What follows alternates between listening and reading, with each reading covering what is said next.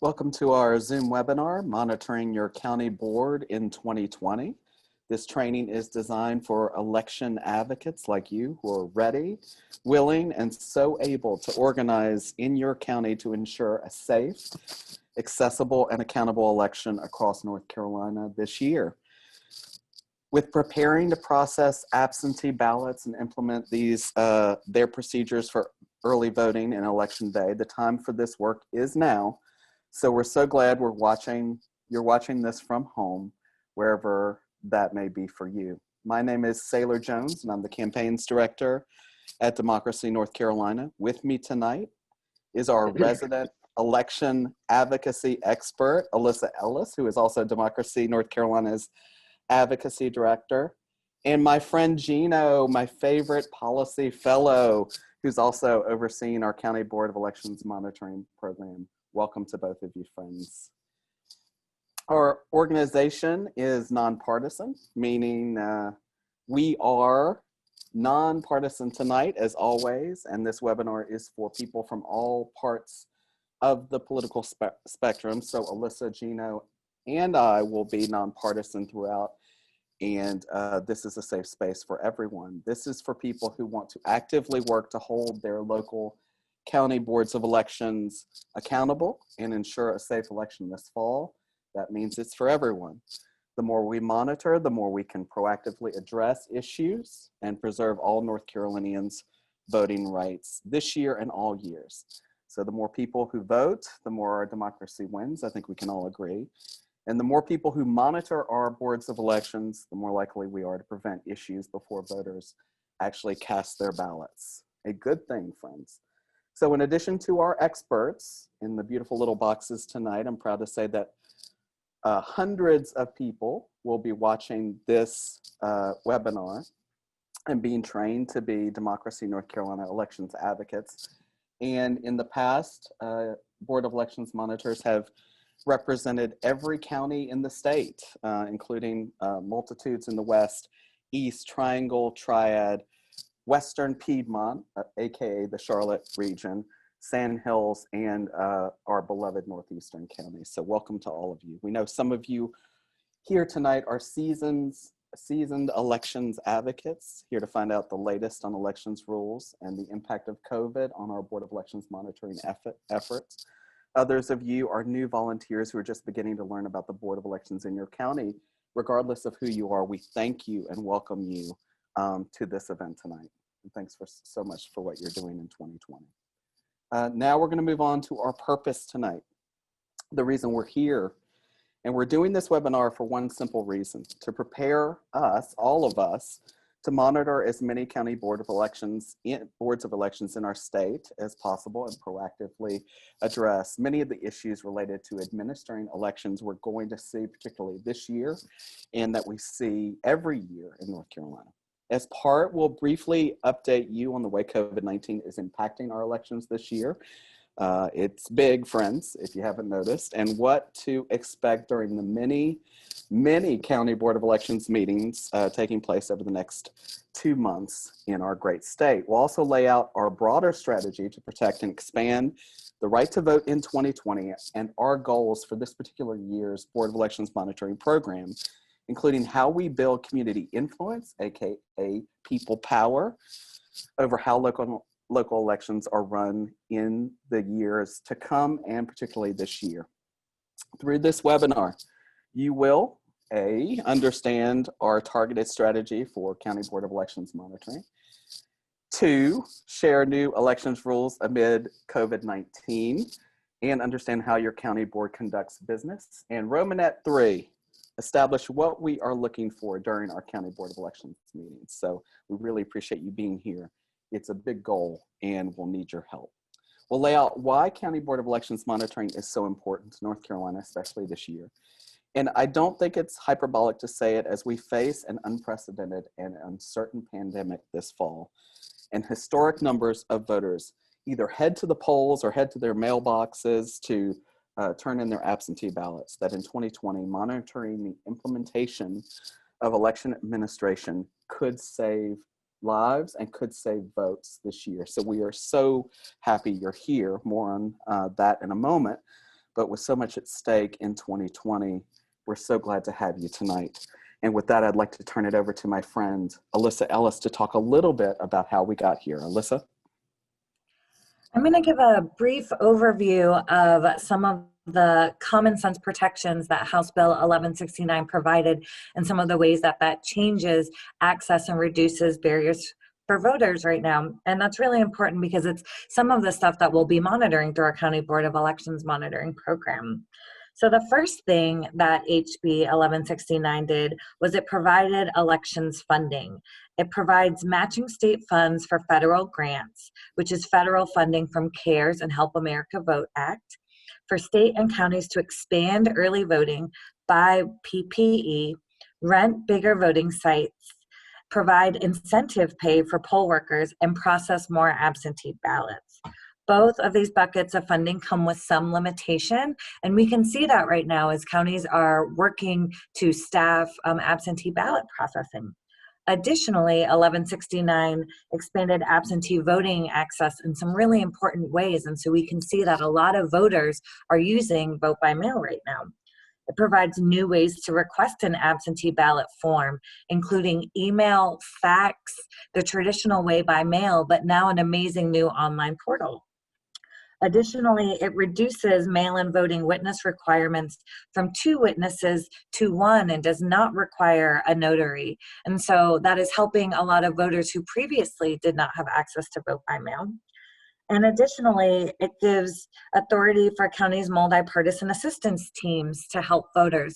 But we're concerned about how that implementation is taking place. And so you'll hear a little bit more about that in our monitoring program. And then finally, it provides some really important reduction of barriers for poll worker flexibility. It affords new abilities for poll workers to be recruited countywide rather than just within the same precinct. Now, unfortunately, 1169 did include a bad provision about photo ID, but the fact remains that photo ID is not in place for the upcoming general election. So you do not have to use a photo ID when you go to vote in person early voting or when you submit your ballot to vote by mail. There was not a lot of guidance that accompanied 1169, and so what we see is that the State Board of Elections is issuing a lot of guidance, and we're monitoring counties to see how that guidance is implemented. So now I'm going to talk a little bit about why County Board of Elections monitoring matters. The recent changes in election administration has changed a lot around voting by mail, and it's creating some voter confusion. And so as the State Board of Elections issues guidance to counties and to voters, we're seeing voters struggling to keep up with new information. And there's been some local resource challenges where county boards of elections are trying to deal with a huge volume of absentee ballots and to make sure that they are turning around those requests and getting ballots out to voters quickly, and that they're doing it with as few mistakes and with as much quality control and security as possible. And so what we're doing at Democracy North Carolina is calling for all advocates to come and help us with this monitoring program. Why we need monitoring? Why do we need it in this moment? We needed to understand the issues at the local level. We needed to understand the impacts that could take place for in-person early voting, which is a common choice for most North Carolinians and a great way to vote. We want to monitor poll worker recruitment and retention and handling potential precinct consolidation. We want to monitor MAT recruitment and retention. MAT is the multi-partisan assistance teams that help voters who are in congregate living facilities like nursing homes to cast a vote by mail ballot. Additionally, we want to make sure that there's adequate PPE and sanitization at polling locations. And then, of course, as everyone knows, absentee voting by mail has changed a lot in the state. And so we want to make sure that counties are able to adequately process absentee ballots, that there's enough voter assistance and education so we can monitor common mistakes that voters are making that we're seeing at the County Board of Elections.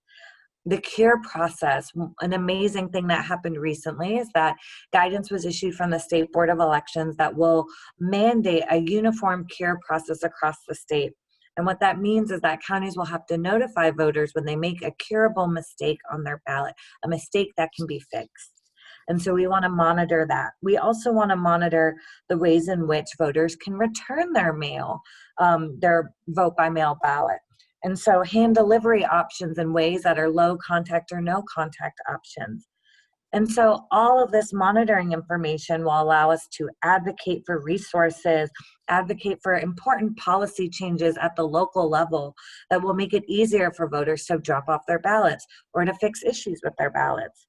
And additionally, we want to proactively address potential issues before they become major problems for administrators and voters. And so I'm going to turn it over to Gino to talk a little bit more about our discrete goals in this program. Hi, everybody.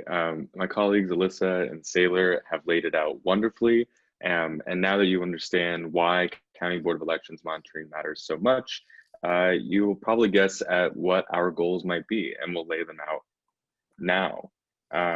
First, as Alyssa was just saying, we want to be able to not just respond to issues after the fact, but be able to proactively prevent major challenges to our voting rights before they actually happen by attending meetings, maintaining relationships with election staff, talking to voters at the local level, and noting, are there issues when it comes to absentee voting by mail, safe in-person voting on election day and during early voting, and crucially, during the post-election canvass, when the results of the election are certified and we know officially and formally how the election has turned out in North Carolina. And at each stage in this process, we have the right as citizens of the state to monitor what's happening in our local government and ensure that it treats us fairly and that it can be held accountable to the law and to us. The second goal is to identify issues with the implementation or the lack of implementation of novel guidance and rules from the State Board of Elections. As Alyssa was mentioning, we are receiving guidance on a near weekly basis from the State Board of Elections.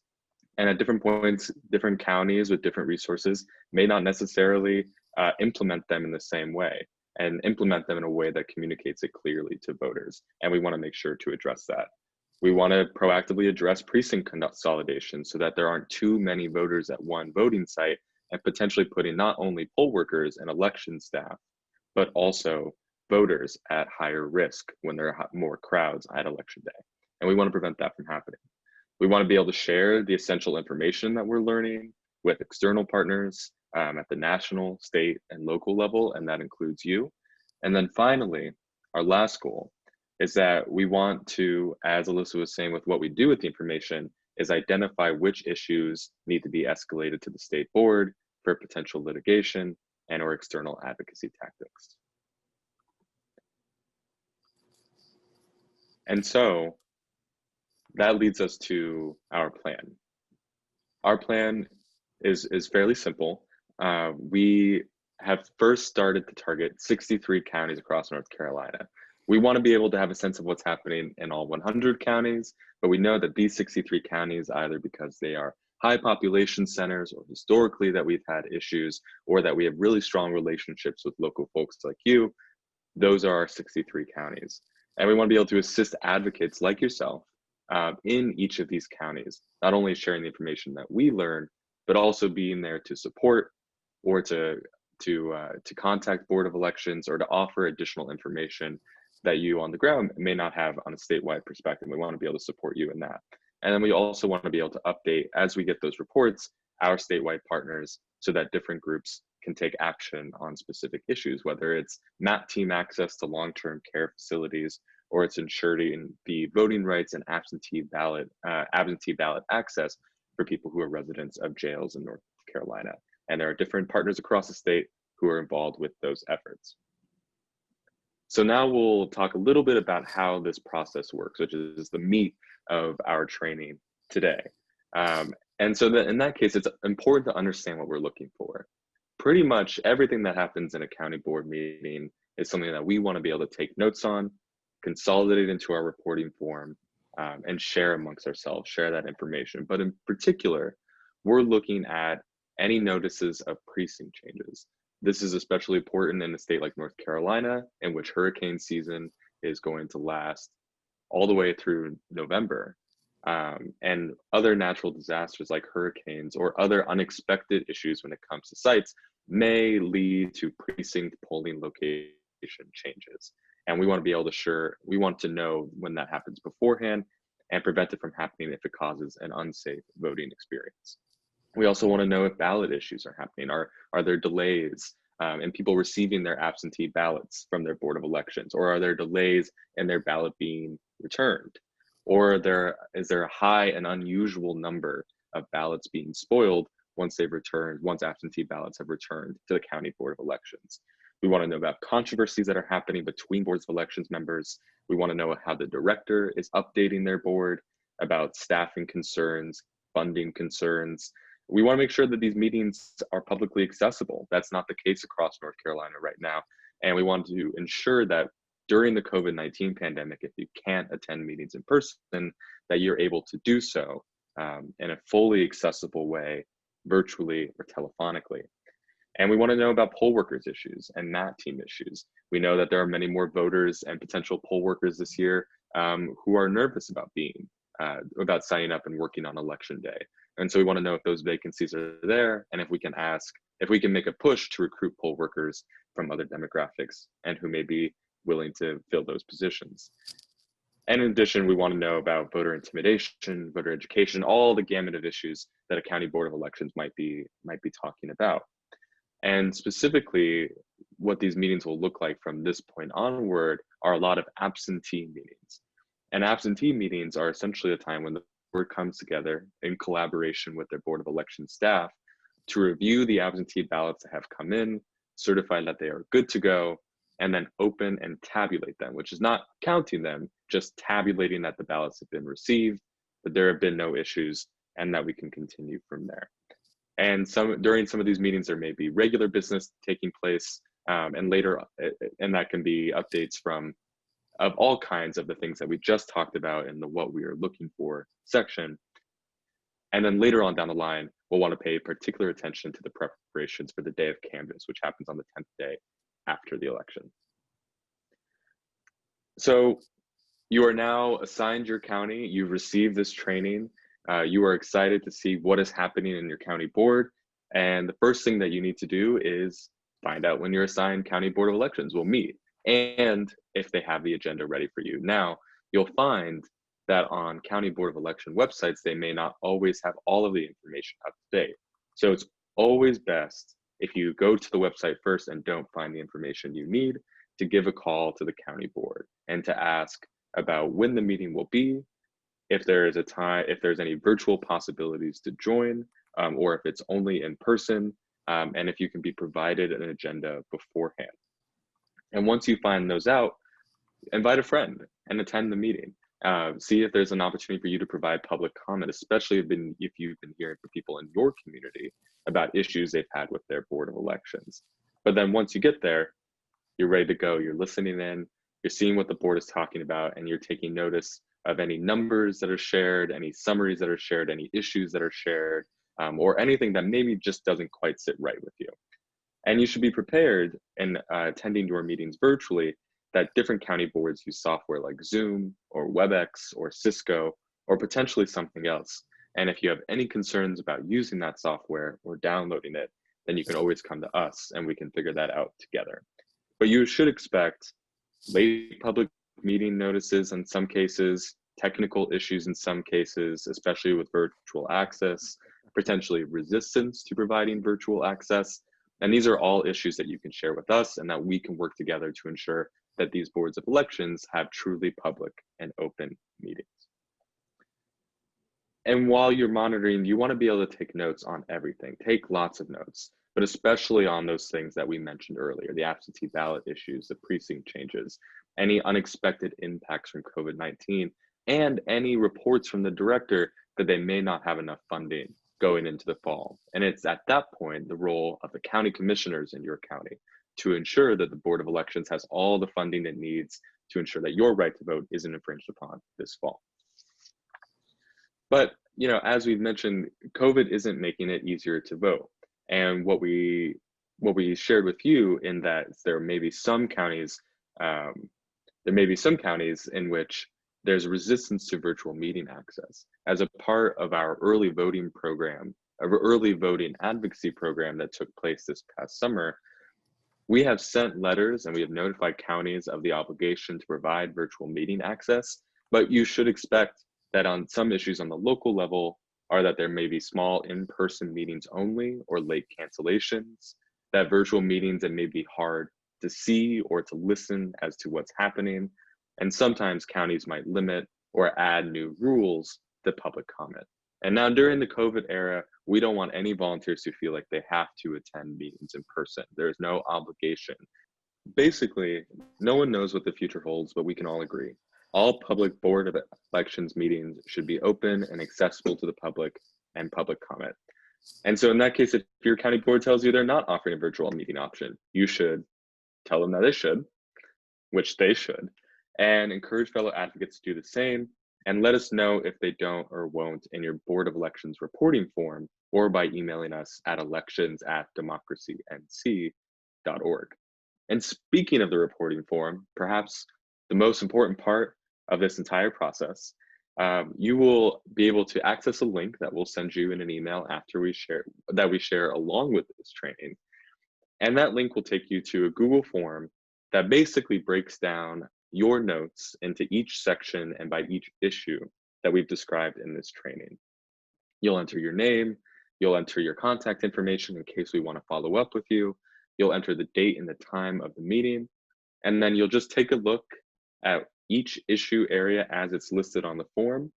You'll indicate whether or not that issue was discussed, and if so, you'll have a space there to type in any and as many notes, it's plural there, as many notes as you could that you took from the meeting. And you'll also, in that case, if it's a really big major issue that you notice in your meeting, you'll also want to email me, Gino, at gino@democracync.org. And an example of what a major issue might look like is just last week, we were in a meeting in New Hanover County, and one of our advocates there reported to us that 2 different precincts were going to be consolidated into one voting site, which presents an issue because each of those precincts had 1,000 voters each in them. And so both of them going into one site could cause a potentially unsafe situation. And we're working with those advocates to be able to understand how we can ensure voters still have a safe experience on election day at that precinct in New Hanover.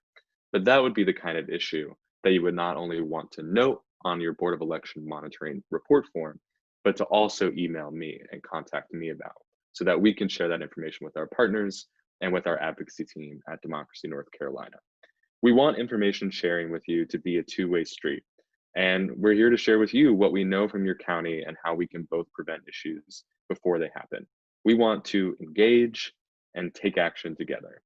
The information you provide informs our advocacy agenda with state and local officials pre and post-election, and you'll see if whether you are in Chatham County, Guilford County, Johnston County, or somewhere else across the state, you'll get a sense of what it looks like when a bunch of us come together to a board meeting.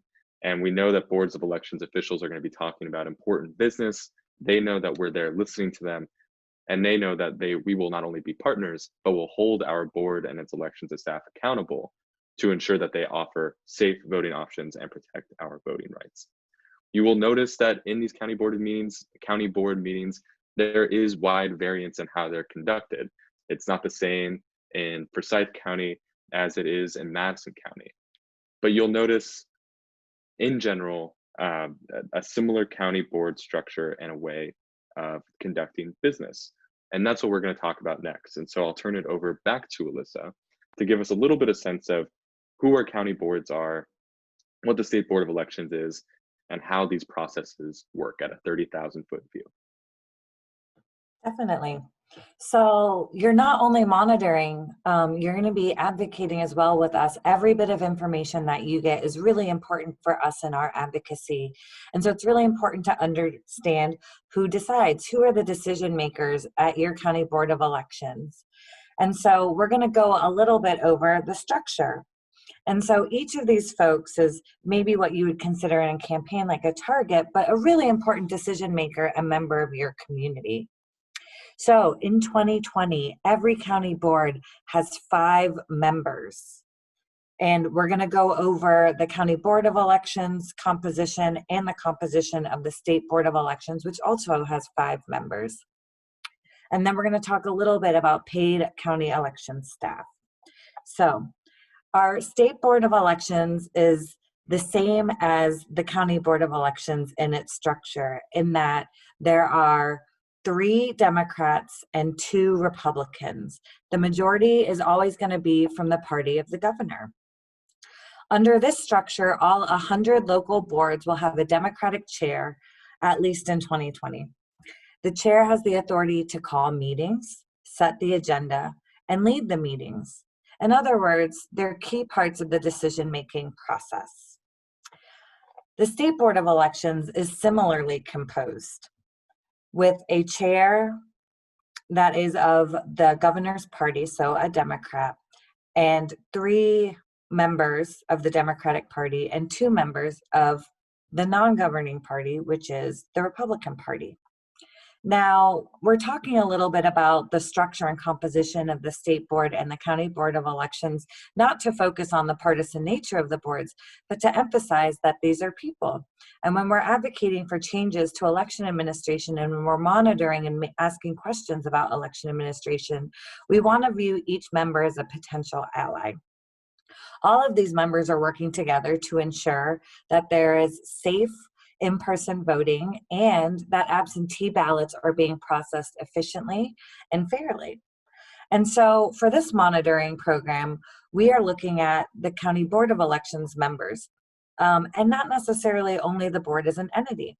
We want to work with Board of Elections members that are favorable to policies like open meetings access to make those a reality at the local County Board of Elections. And additionally, we're working with the State Board of Elections. With the structure of the State Board of Elections and our unique position as advocates, we can pressure them to issue good guidance. When we are seeing challenges at the county level, we can go to the State Board of Elections with important recommendations, and we can view them as allies in our advocacy work. And so when we see challenges with absentee ballot processing or challenge with cure and the ways in which voters are able to fix mistakes on their ballots, we can make recommendations of the State Board of Elections in the hopes that they will take those recommendations and help address issues for all 100 counties. And so it's really important when we're monitoring at this local level to remember that the problems that you may see in your county could be problems in other counties that we just have not identified yet. And we can share that with the State Board of Elections. And so it's really important to know that all of the important information that you are gathering from these county boards of elections meetings is used in our advocacy initiatives with the State Board of Elections. And additionally, we get a lot of important intel from the directors and county staff themselves. So I'm going to turn it over to Gino to talk a little bit about the county staff. Thanks, Alyssa. Yeah, the county staff is an integral part of this whole structure. And as Alyssa once shared with me, a helpful way to think about it is that the board is voting on the direction and the actions that it will take. And the staff then does the implementation per both what the law tells them to do and what the county board has voted on and tells them to do as well.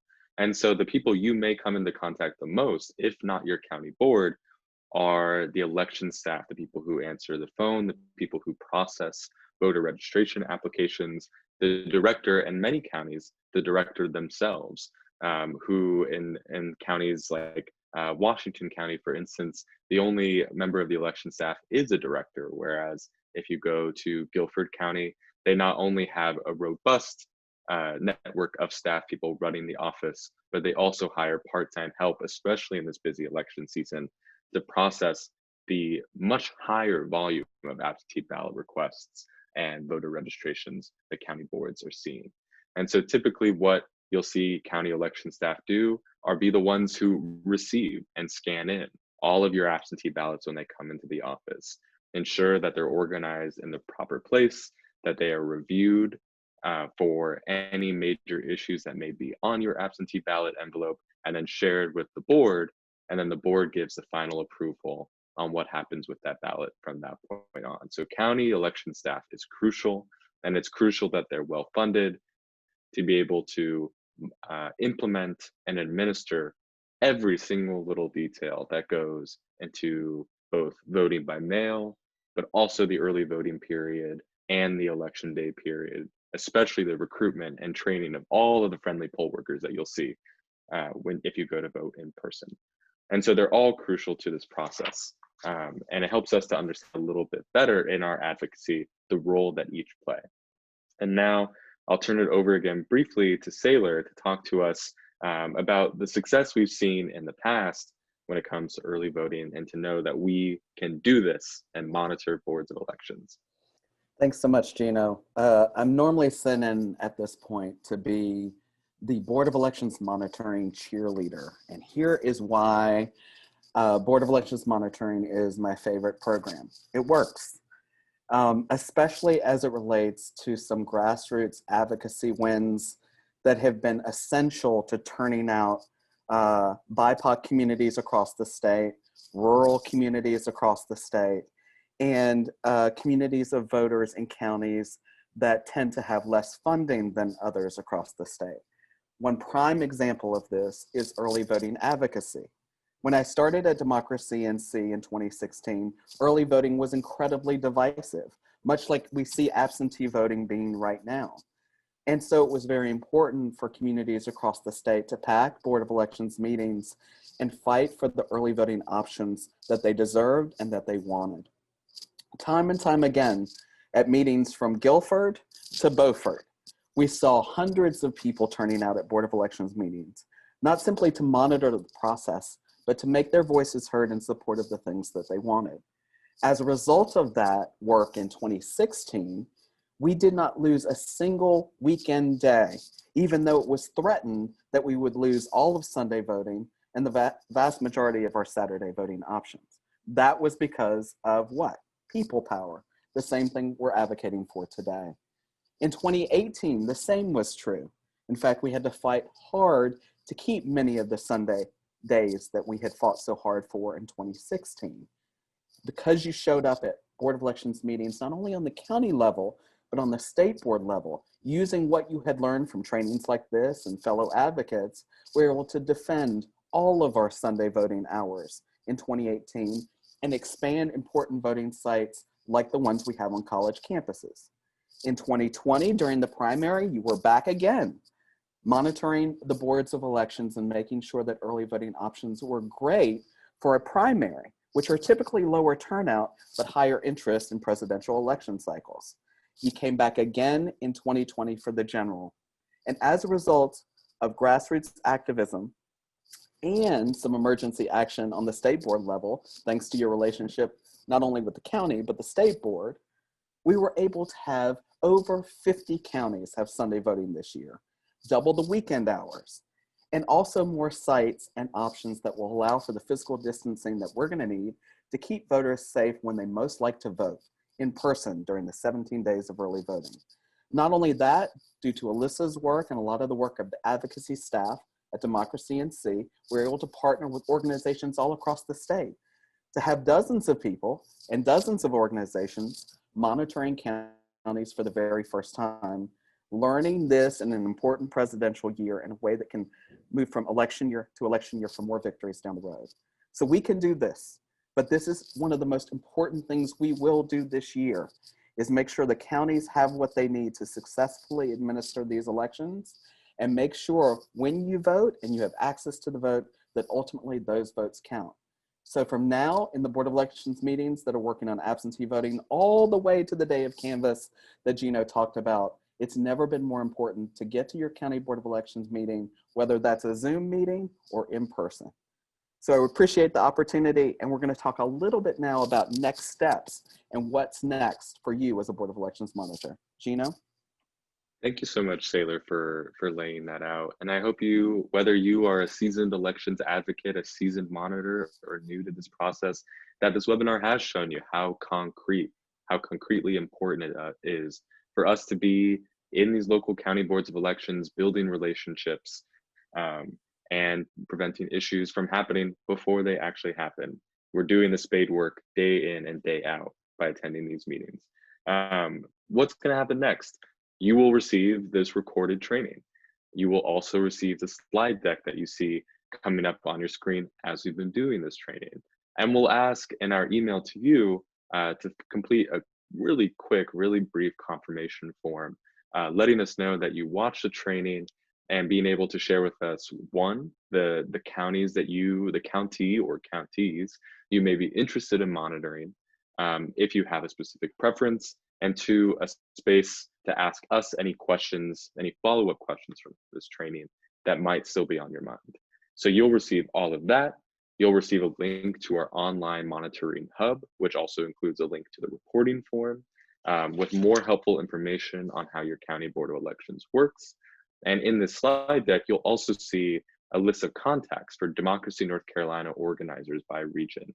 These are wonderful, wonderful people who are part of our team that we want to make sure that before this election or beyond this election, if civic engagement and voter education and mobilizing around democracy issues year-round is something that you are still interested in, and we hope that you will be, these are the people we want to be able to connect you with. And so you'll receive their contact information in this slide deck as well. And you can also contact me. I will be your point of contact for all Board of Election monitoring needs and concerns. You can either email me at elections@democracync.org. You can also send me an email at gino@democracync.org, as you'll see in the information that we send you later. And I'll be around to be able to support you, to offer any information that we know, and to troubleshoot on issues that you're experiencing getting access to your county board meetings. And as I said at the beginning of our webinar tonight, we've selected 63 counties where we'll be supporting County Board of Election monitoring, but we want to have a presence in all 100 counties if we can.